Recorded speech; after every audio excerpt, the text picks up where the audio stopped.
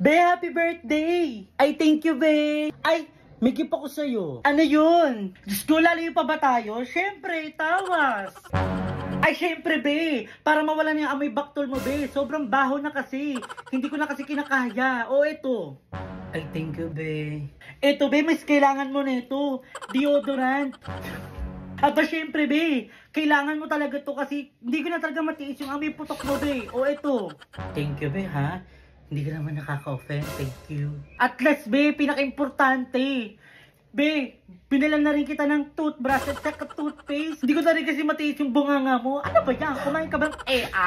O ito. Ay, be, magagamit ko nga talaga to. Salamat, ha. Ayan, be, ha. Ang dami-dami kong regalo sa'yo. Magagamit mo lahat yan. Ay, be. Oo nga pala. Mamaya sa handaan nyo, ha.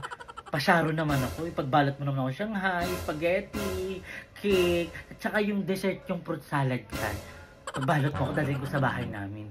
Ay, be, ha, may gana ka pa talagang mag-sharon at magdala ng pagkain sa pamilya mo, ha. Eto, be, bibigay ko sa iyo yung pambalot at sharon mo. Ay, ito na, alis na. Siya nga na-regular siya pagaling.